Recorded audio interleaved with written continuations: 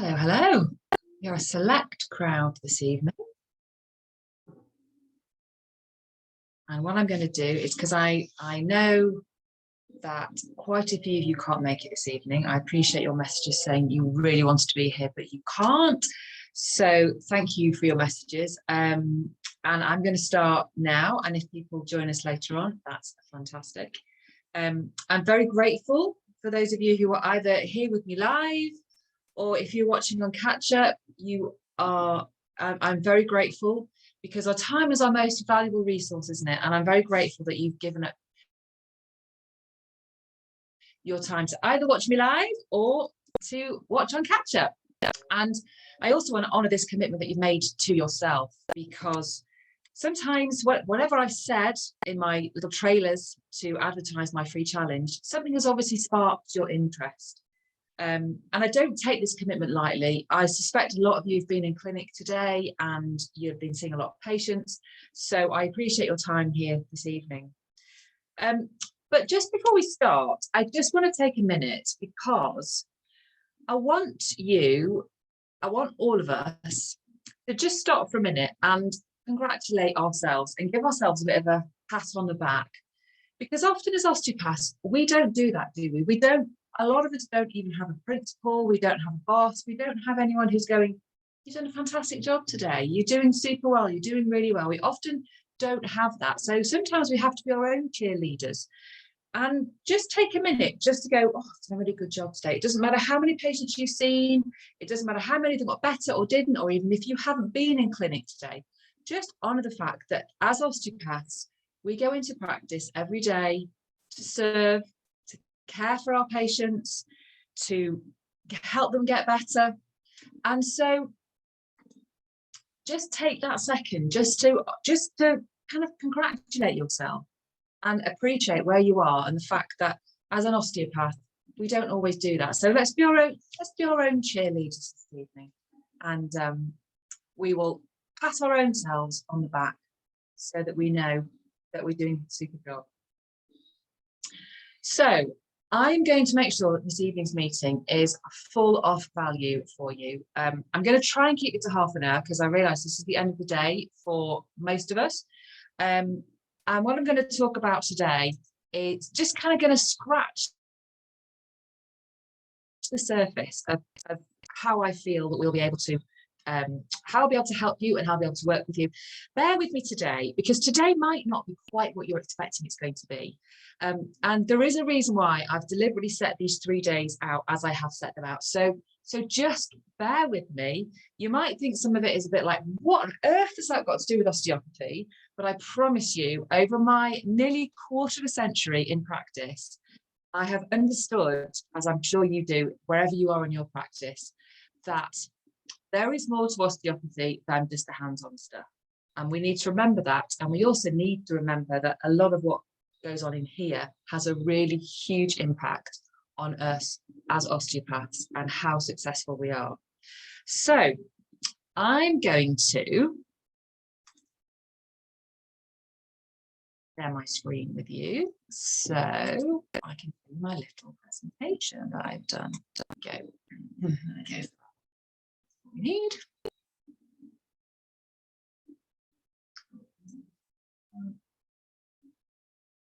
Just bear with me.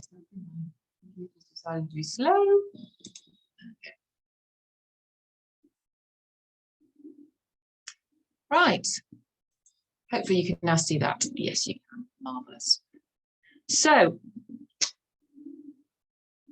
my day one of the challenge is really to take you through some really useful mindset techniques. It's all based on research, but really helping you to know where you are and how you can move from where you are to maybe where you want to be. For those of you who don't know me, my name's Liz Kirby. I know I've spoken to some of you before. I am a registered osteopath. I have been working for coming up to 24 years. I live in a beautiful part of England called Cheshire, with my 2 teenagers who have just become 18 and my 2 crazy dogs, who I really hope you won't hear barking in the background. And the reason why I've done this challenge is because I am acutely aware that within our profession, there are a lot of people who are struggling. There are a lot of people who are feeling very unsupported. And I don't like that feeling where people aren't feeling supported and aren't feeling looked after. And so I've decided to put this 3 big challenge together just to give you an insight into how you may be able to work with me, take yourself forward, what I can do to help you in your struggles. So what I'm going to cover, as I said earlier, I'm going to try and keep this to half an hour. I apologize if I go over a little bit. I'd get a little bit enthusiastic. And I have got a whole heap of notes down here. So if I keep looking down, it's because I'm checking to make sure I haven't forgotten anything. So we're going to talk about the triad of emotions. We're going to talk about the 6 human needs. We're going to talk about the importance of why, and then finish off with a brilliant 7 levels deep exercise, which when I did it for the first time, kind of blew my mind slightly. And then as I put the bottom, questions, you have in front of you someone who's been doing this job for nearly 25 years. Ask me questions, get stuff out of my head that I can help you. All right, that's what I'm here for. That's what I'm here to really help and serve you today. Okay, so what do you know about your emotions? As the great Tony Robbins says, I'm a big Tony Robbins fan, the quality of our life is the quality of our emotions.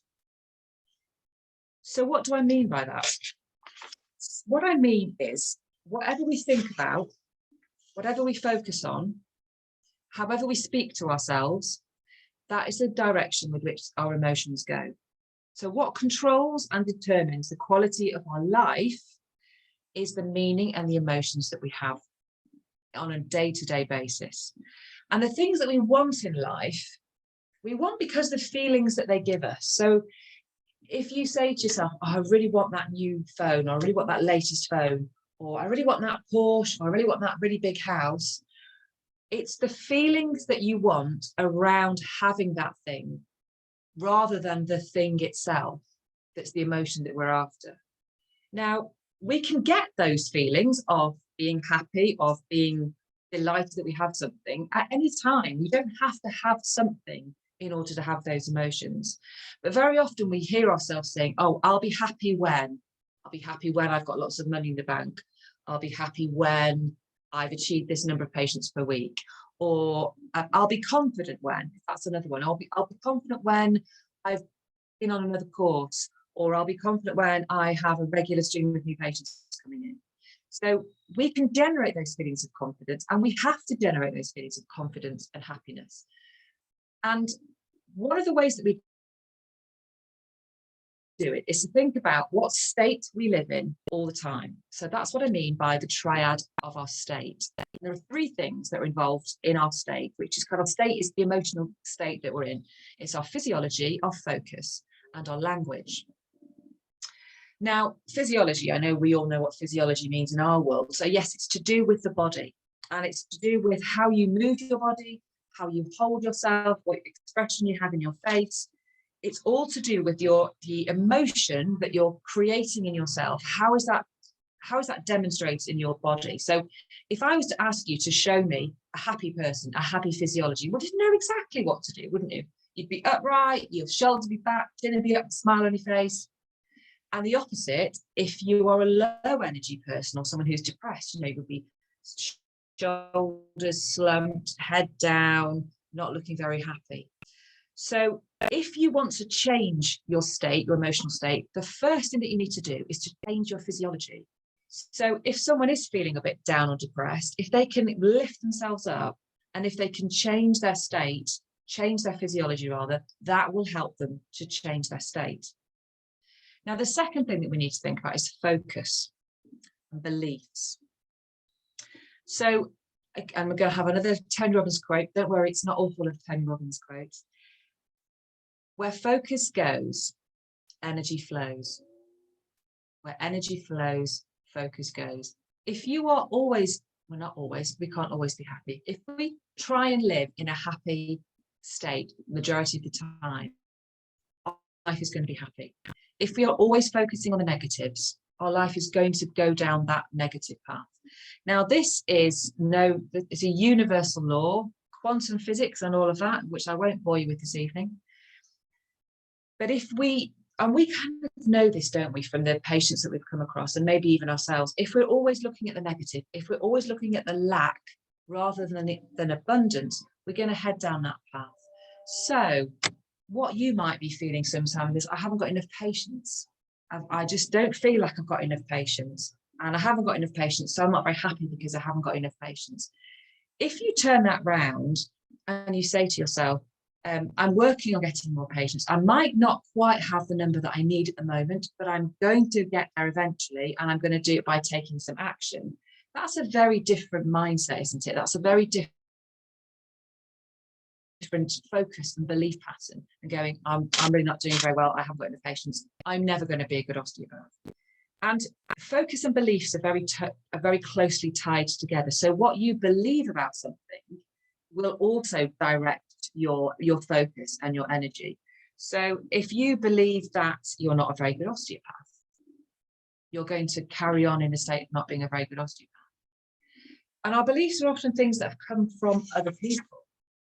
Often they come from when we're children. We are told things about ourselves. You might have been told, well, you're not very confident, or you need to be more confident, or you're very shy, you're not very outgoing, or you're too loud. These often are things that we form these beliefs about ourselves, and they're not always true, and they can really hold us back later on in life. So whatever you focus on, that's where your energy goes.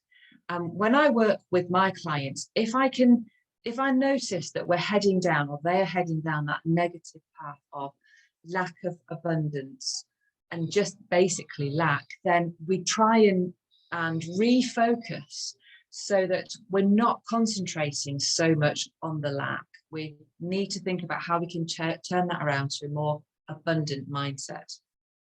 And then the last one is language. Now, this is a really important one, because, as you are no doubt aware, our subconscious mind runs most of what we do on a daily basis. It's not our conscious mind that controls what we do. It's mostly our subconscious mind.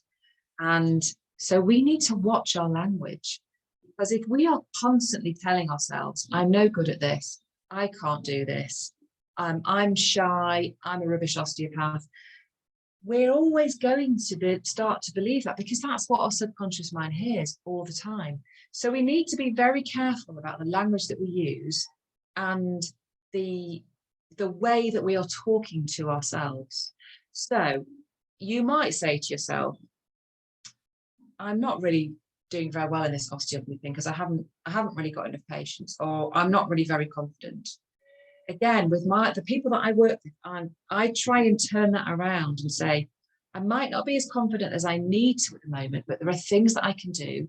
There are ways I can build my confidence. There are ways that I can build my skills up, so that I will become more confident. Do you see where I'm going with that? If we're always talking about things in the negative, in the lack, that's the direction that we're going to go down. Now, stay with me, because we're going to come back to this. There's a reason why, as I said, there's a reason why I've directed this in a particular way.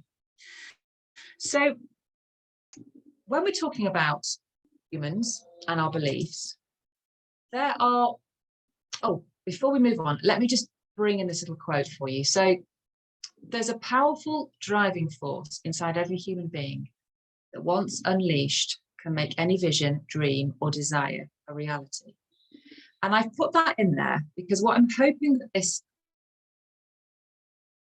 very quick little chat today is going to start to help you with is thinking about your life as an osteopath a little bit more intentionally. So having a vision, having a dream, having a desire, and then we can work with how we're going to achieve that desire. So just remember that, and just bear that in mind when we go on to the next section. So the next part of human behavior, which I think is absolutely essential for us to understand. And when I was first taught this, it was quite an aha moment for me, actually, because I've done a lot of work on myself, but also in personal development. And these 6 human needs, to me, are really fundamental for us understanding why we behave the way that we do, and then also why other people behave the way that we do.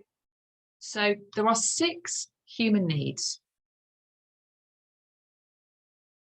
4 primary ones or primal needs and 2 spiritual needs. And the first 2 are certainty and uncertainty. Now, they're fairly straightforward, aren't they? Certainty. We all want certainty in our life, don't we? We all want some form of stability. We want to have a roof over our head, food in the fridge, money in the bank. So for a lot of people, certainty is quite high on their list of values. And when we talk about human needs, everybody, these 6 human needs, everybody values them differently and puts a different one top and a different one second. And there's a really great quiz that I'm going to put the link into the chat that you can take to work out what are your sort of top 2 human needs. And it's really interesting, and it really explains our behavior and why we do the things that we do and why we behave the way that we behave, when you know what your driving force is, because this is what these human needs are. They're your driving force. So certainty, everyone needs a certain amount of certainty. If that's your primary goal, or your primary need, that's great. But sometimes if you have that as your primary need, you can get a bit stuck in your ways. You don't like to take risks, and you can be quite hesitant, and maybe that holds you back. The opposite of that is obviously uncertainty, and we all need some form of uncertainty in life. We need to change our behavior. We need to change what we eat. We need to change where we go. We need to maybe change the people that we surround ourselves with. We don't always want to be doing the same sort of things. But the danger, if that's your top driving force, is that you are a massive risk taker, and that maybe you're not very focused, and that maybe you've had difficulty in planning things. So that's uncertainty. Second, the next 2, significance. So everybody needs to feel important and special.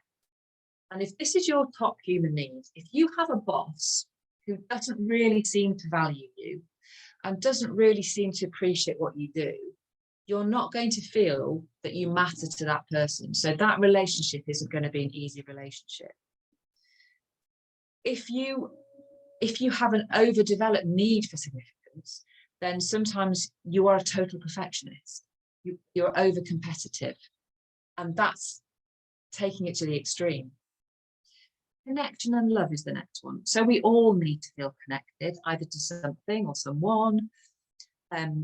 It can take the form of love, like a loving relationship with a partner, with a family member, with a pet, or it can be in terms of social groups, so going to the gym or being a member of a particular sports group.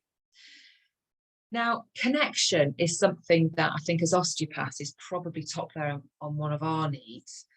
The trouble with if that is one of your primary driving forces is it's really difficult to say no. And I wonder how many of us can kind of associate with that. You know, we're not always very good at saying no. So that's the negative side of having a connection. One of your main driving forces. And the 2 spiritual needs, growth. If we're not growing, we're dying. Now, I would like to hazard a guess that you are watching me live or you're listening to this on catch up.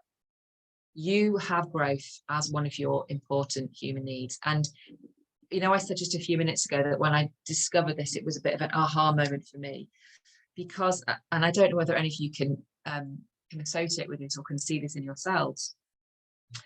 I'm the one of my group of friends who is always going on the course. I'm always learning. I'm always wanting to develop something or grow in some way or have a new skill set.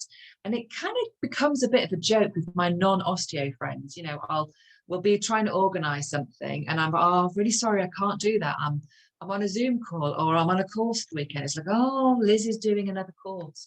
And actually I used to kind of almost not tell people that I was doing more growing, I was doing more learning, because it was kind of getting a little bit embarrassing. Now I embrace that because that is one of my important driving forces. I need to feel that I'm growing and that I'm learning and that I'm developing myself. So I try not to get too embarrassed about it anymore. They still tease me about it, but you know what? I'm the one who's growing and learning new skills, so I'm fine with that.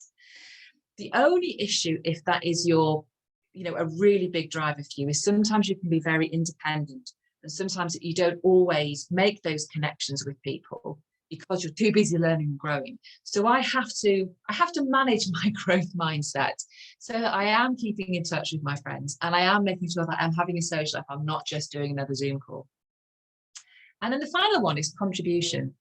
Again, I think this is probably one that when you take the test, you'll find this may be quite high on your driving force. And that's that we all have a need to serve to a greater or lesser extent. I think in the osteopathy world, we have quite a high need to serve. We need to kind of go beyond ourselves. That's why so many people volunteer. Again, the downside to that is that you can burn yourself out.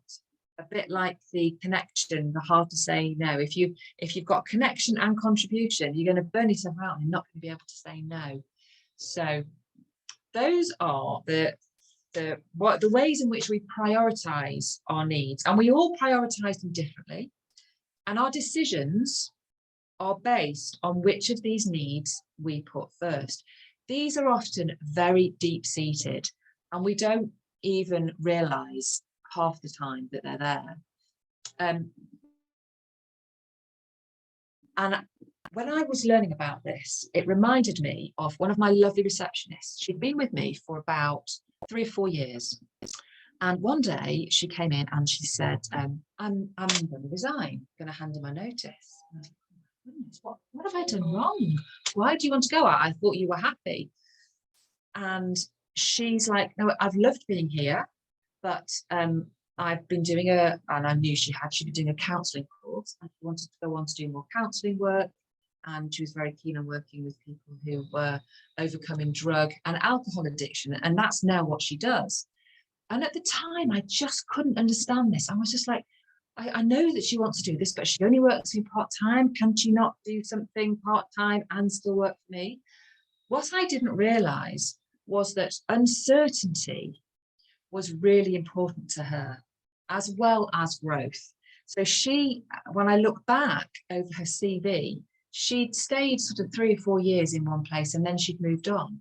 And whereas I saw that as I must have done something wrong, what I wasn't understanding was that was her driving force. Her driving force was she had certainty for a while, then she needed to have uncertainty. And so I wouldn't say it necessarily made me feel better, because I was very sorry that she left. She was a brilliant receptionist, she was brilliant with patients, but she needed to do that. She needed to move on and she needed to find her uncertainty somewhere else. So if you come across people, either patients or people that you work with or family members or friends, maybe just have a rethink about what might be their driving force, because it might be that their driving force is uncertainty and that's why they behave where they are, or it might be certainty and that's why you cannot get them to shift, because they've got to be certain in their lives. So we all rank these differently. And the way that we rank them explains why we behave the way that we do. The first 4 shape our personality and the last 2 shape our spiritual needs. So again, you might be thinking, what the hell has this got to do with osteopathy? Do bear with me, because I'm trying to make you a little bit more, give you a little bit more understanding of maybe why you're behaving the way that you are, why you're doing the things that you do. You're fantastic. If they're not, how can we change those driving forces in you so that they are serving you better? And so this leads me on to my mission. Now, hopefully you'll have seen this and you'll have heard me say this many, many, many times, because my mission is to help you go from just surviving to totally thriving as a competent, confident practitioner, and you're free from the anchors that's stopping you from achieving what you desire. And some of those might be because those human needs, those important driving forces, are the ones that are holding you back. Now then, I'm going to shift focus a little bit here. Have you heard of Simon Sinek? I'm sure if you're growers and you have a growth mindset like I do, you will have come across Simon Sinek. If you haven't, I would highly recommend you check out his TED Talk. I think it's one of the most viewed TED Talks. It's called The Golden Circle. And he came up with a theory of if you start with why. So not how you do something or when you do something, it's why you do something. And this is one of his quotes: people don't buy what you do, they buy why you do it. So people don't buy what you do, they buy why you do it. And when you watch the Golden Circle video, TED Talk rather, you'll see what he means by that. And he gives a really great example of why Apple are so successful, because they start with their why. Why do they make their products? They make the products, their whole marketing and their whole theory is very different than any other technology company. That's why they have been so busy, so successful. So you might think, well, what does that have to do with osteopathy? I'm an osteopath. I do osteopathy. But if any of you, I don't know if you have got this wonderful book, on my very first page, I write, why did you choose to be an osteopath? And there's even on the second page, there is, it's a bit small, but there is a little section there for you to fill in why you became an osteopath. And the reason why it's first in my book is because it is really, really important. As I say in that book, those days that are tough, those days when you've either had not enough patients and you're feeling totally demoralized, you've had too many patients and you're feeling totally overwhelmed, you've had another day where nobody has got better and you're feeling like the worst osteopath in the world. If you remember your why you chose to be an osteopath, that will really help you on those days. And your why is going to be different than my why. Is your why to do with success? You know, what does success mean for you in terms of an osteopath? Now, I do a whole other talk on success, so I'm not going to go into that tonight. But why your success for your why for osteopathy might be, you know, I want to be successful. And what does success mean for you? I want to have lots of money, because I believe that being an osteopath doesn't mean you have to be on the breadline. I know some people have been told that, but it's absolutely not.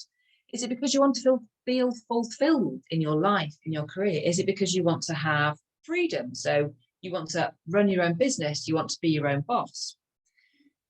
Again, what I'm trying to get you to think about is you're living intentionally in your osteopathic life. You're not just kind of going through, bumbling through.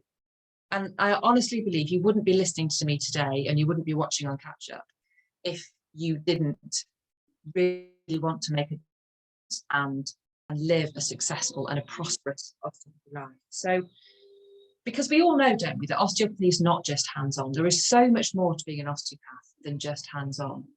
And I almost think that we need to think of, I thought about this today, well, not today, when I was planning this talk, and it just kind of popped into my head, is that it's almost as if osteopathy is a bit like a game of golf.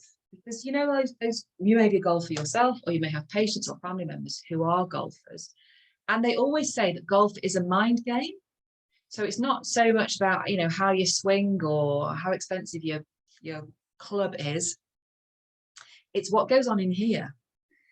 And I truly believe osteopathy is like a game of golf. We have to get what's right in here first before we can be successful.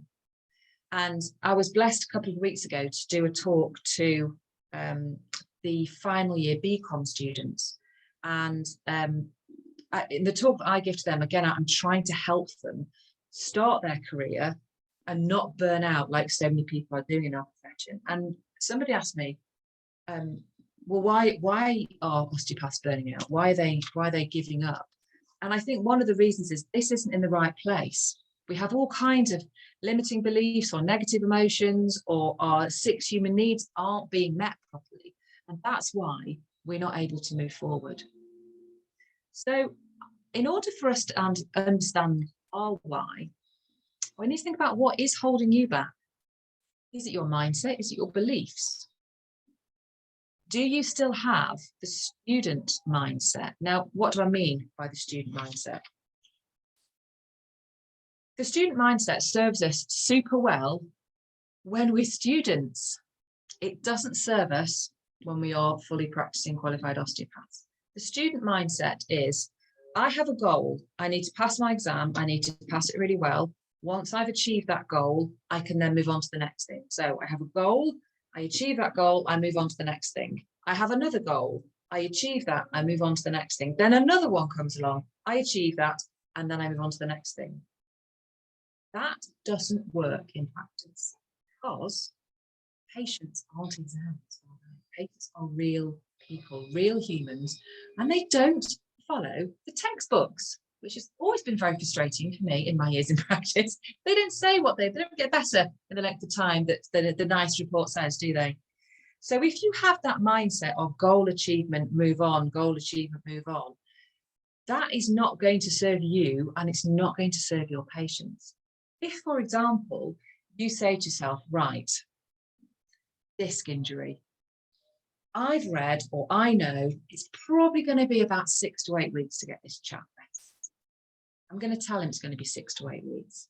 You get to 6 weeks, he's a little bit better, but not much better. You get to 7 weeks, he's still not there. He's still not right by 8 weeks. What do you do? What do you say to yourself? Do you say, as we were talking about earlier, I must be a rubbish osteopath because I've not got him better. I'm a rubbish osteopath. I'm going to refer him on to somebody else because somebody else will be able to get him better. I must just be rubbish, and we spiral down and we get into that negative way of thinking. That's your student mindset still driving you. We need to change to a practitioner mindset and almost a more kind of thoughtful mindset. And I'm not judging anyone. If you feel that you have that mindset, I was there once. I was a student once. I was told off by my first boss, my first principal, for getting rid of patients too quickly. So I've been there. I've made that mistake. Hold my hand up to that one. How do you shift to a practitioner mindset?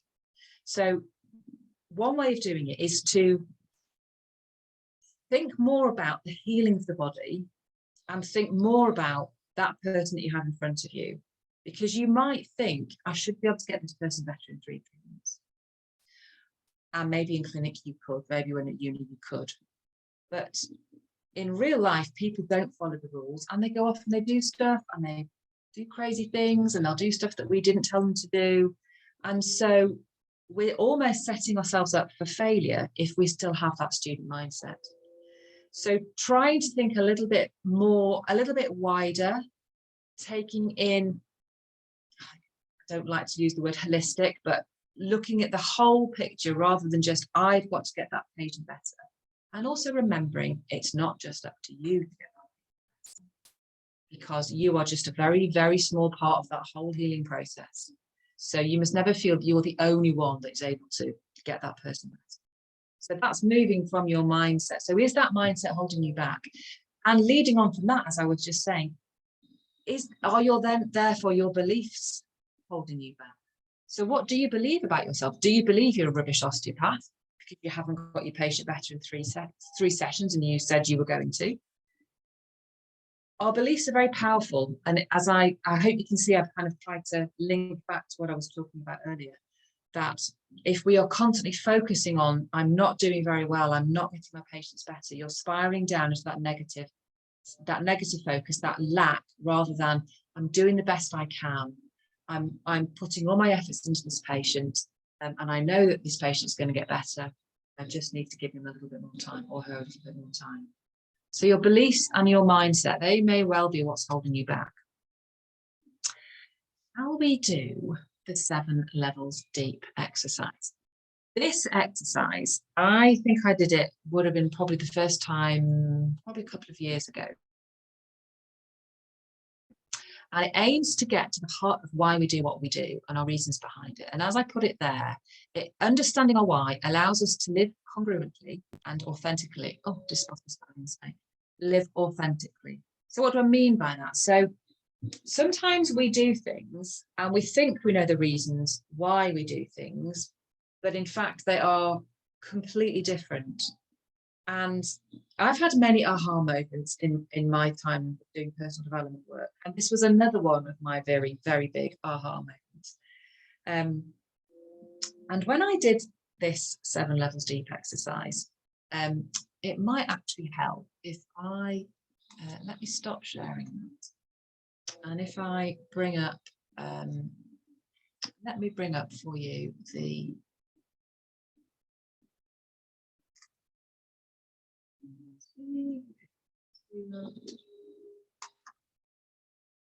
I'm going to pop the link in the chat, and excuse my incompetence here, just bear with me while I bring it up.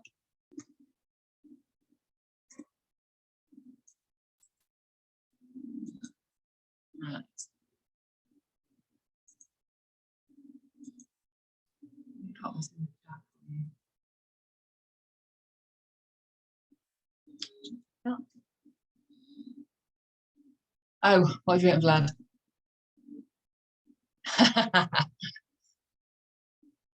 Excellent. Yes. And that's important to tell them they won't be paying the whole time, because when you say to them, it's going to be 12 weeks before you get better, you kind of go, oh my goodness, is it going to take me that long? But you're absolutely right. I say you won't feel like this for that time. Yeah. Okay. This is the link to the 7 levels deep. I hope you'll be able to get that one up.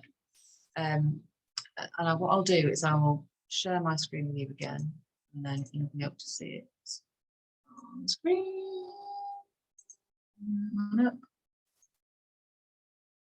Right, hopefully you can see that now. Oh, it's telling me it's loading. Perfect. 7 levels deep exercise.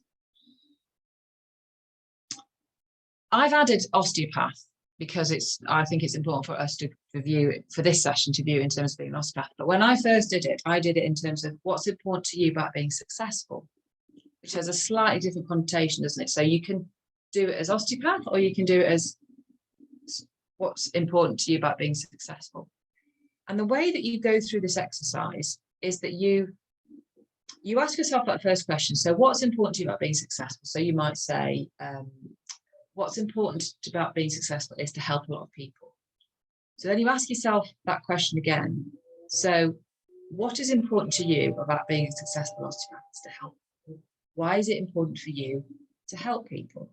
And then you might say, because that I feel I will living a fulfilling life if I help people. Why is it important for you to feel like you're living a fulfilling life? When I first did this exercise, I say, you just said, what's important for you about being successful? And I must have been going through a very materialistic phase, because my idea of success was living in a big house. Because I thought that would be, if I was successful, I could live in a big house, and that would mean I'd achieved a huge amount of success. So I then went through this exercise, asking myself the questions of why is it important for me to live in a big house? Because it's important for me to live in a big house to feel successful, because then I will feel I will have achieved something if I have enough money to buy a big house. And why is it important for you to achieve something? So I went through all these exercises. And when you keep asking these questions all the way down to number 7, that's why it's called the 7 levels deep exercise. When you get to number 5 and number 6, you're kind of thinking to yourself, I'm sort of running out of things to say here. And that's your subconscious mind trying to block you from getting to the absolute truth. I'm going to put a little bit of context into here.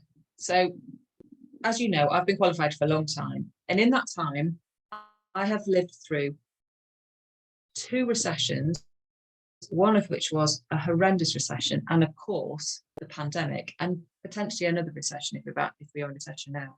So I had a family. I had a small family when one of the recessions hit, which was 2008, 2009. My kids were 4, 5, something like that. So, myself and my husband, we had a mortgage to pay. They were still at nursery, so we had childcare fees to pay. We were living not in a big house, but we had mortgage to pay. We had finance on cars, and my list was really quiet. And I remember thinking, this is really not good. I don't feel like I have enough money coming in. I'm very worried about how quiet my list is. And because we're in a recession, it's not like when you just have maybe a couple of days or maybe a couple of weeks where things are, this quietness went on for a long time.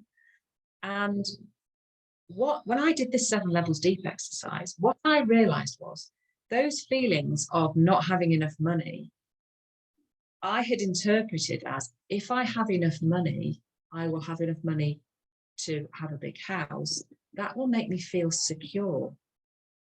So it actually wasn't the house that I wanted. It was the security that I wanted, that I believed went along with that, because in my mind, I have a big house, I can afford a big house, I can afford the mortgage, and I can afford the upkeep of the big house. So to me, it was like, okay, so security, financial security is actually what my reason for being successful was. So try that exercise. It is a really good one to do. Hopefully you'll be able to download it. If you can't, let me know and I will put it in a different location for us. So feel free to do that in your own time. Have a think about the, let me go back to this one. Have a think about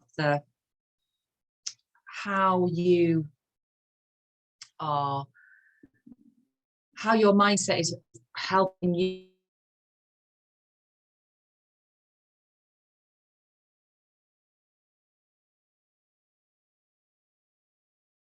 about where's my semantic.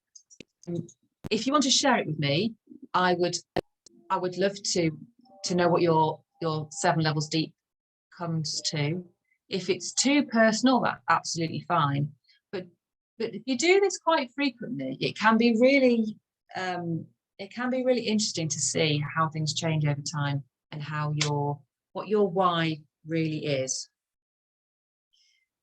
So thank you for listening. Are there any questions? I stop sharing my screen and then I can come back. Did it work, everybody? Please unmute yourselves if you can. I think you can unmute yourselves.